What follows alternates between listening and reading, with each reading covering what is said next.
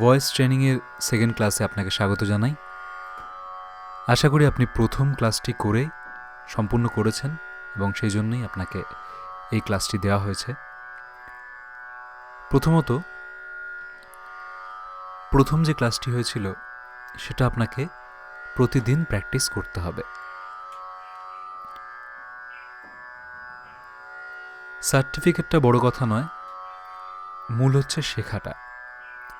তো আমরা ফোকাস করব শেখার দিকে।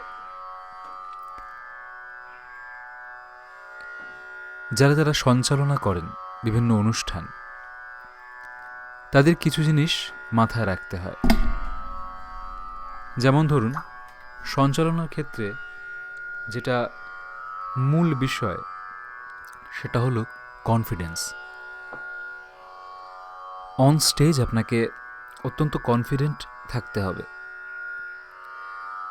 নাহলে কিন্তু আপনি সঞ্চালনা করতে পারবেন না।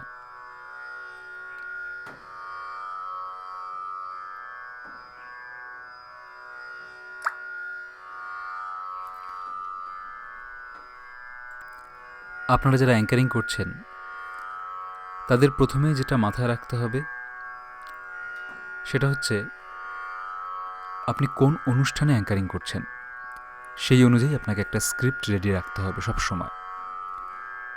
অবশ্যই চেষ্টা করবেন স্ক্রিপ্টে মুখস্থ করে রাখার, কোনো জায়গা থেকে দেখে নয়। শুধুমাত্র দেখতে হলে অনুষ্ঠানে অংশগ্রহণকারীর নামগুলো আপনার কাছে রাখবেন এবং পরপর সেখান থেকে দেখে অনুষ্ঠান সঞ্চালনা করবেন। সর্বপ্রথম আপনার কনফিডেন্স আসবে আপনার পোশাক পরিচ্ছদে এবং আপনার দাঁড়ানোর ভঙ্গিমায়। চেষ্টা করবেন আপনি স্টেজে যেন সোজা হয়ে দাঁড়িয়ে থাকেন এবং অত্যাধিক শরীর অঙ্গভঙ্গি না করেন। শুধুমাত্র কিছু হাতের জেস্চার করতে পারেন এবং মুখে সবসময় হাসি বজায় রাখবেন।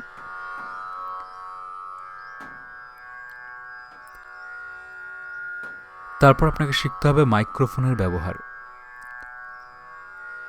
আপনি যেখানে অনুষ্ঠানটি করছেন সেখানে মনিটরে যেন সাউন্ড আপনার কানে যায়, পরিষ্কার আপনি আপনার ভয়েস শুনতে পারেন, তাহলেই আপনি বুঝতে পারবেন জিনিসটা কেমন শোনাচ্ছে।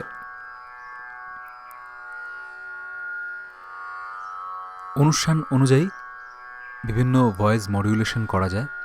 আপনি যদি প্রথমের কোর্সটি সম্পূর্ণ করে থাকেন এবং দীর্ঘদিন সেটার রেয়াজ করেন, তাহলে দেখবেন সহজেই আপনি আপনার ভয়েসকে মডিউলেশন করতে পারছেন।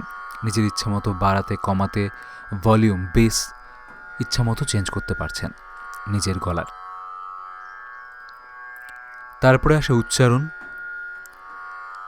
আপনি বারবার যদি কোনো শব্দ আপনার জিভে জড়িয়ে যায় সেটা উচ্চারণ করুন। আবারও বলছি, আমাদের এই কোর্সটা করার পর দেখবেন আপনার খুব কম শব্দ জিভে জড়িয়ে যাচ্ছে, খুব সহজেই আপনি বিভিন্ন কঠিন উচ্চারণ করতে পারছেন।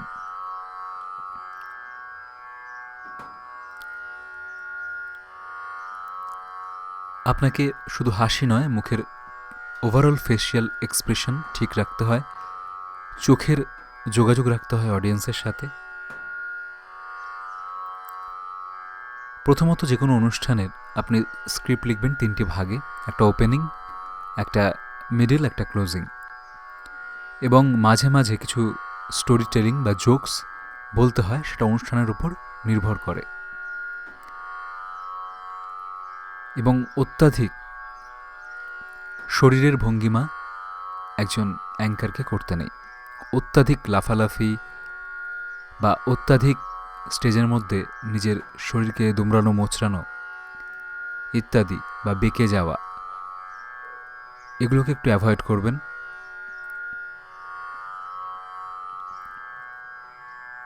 অডিয়েন্স অনুযায়ী নিজেকে বুঝে নিতে হয় সেই মুহূর্তে যে অডিয়েন্স কি চাইছে, কি রকম ভাইব চাইছে। কারণ একজন অ্যাঙ্কারই কিন্তু পুরো অনুষ্ঠানের ভাইব বা পরিবেশটাকে ধরে রাখে। সেই পরিবেশটা তৈরি করার দায়িত্ব আপনার। হিউমার যোগ করবেন, কোন জায়গায় কি বলতে হয়, টাইমিং অ্যান্ড ডেলিভারি, এই দুটো স্পষ্ট রাখবেন। একটা পারলে প্রশ্ন উত্তর সেশন রাখবেন অডিয়েন্সের সাথে, যাতে অডিয়েন্সকে আপনি এঙ্গেজ করতে পারেন। স্ক্রিপ্টে এমন একটা প্রশ্ন রাখবেন যেখানে আপনি অডিয়েন্সকে কিছু জিজ্ঞেস করছেন বা অডিয়েন্সের থেকে রেসপন্স চাইছেন, ইয়েস অর নো, এই টাইপের, যাতে অডিয়েন্সের মধ্যে এবং আপনার মধ্যে একটা সম্পর্ক বজায় থাকে। এছাড়াও আপনি কিছু অ্যাক্টিভিটি করতে পারেন, সেটা আপনার অনুষ্ঠানের উপর নির্ভর করছে।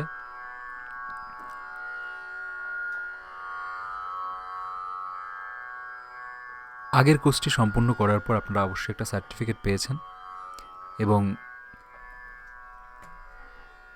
এই ক্লাসটি শুধুমাত্র আপনার জন্য দেওয়া হয়েছে, কারণ আপনি প্রথম কোর্সটি করেছেন এবং আপনি চান আপনার ভয়েসকে আরও সুন্দরভাবে এগিয়ে নিয়ে যেতে।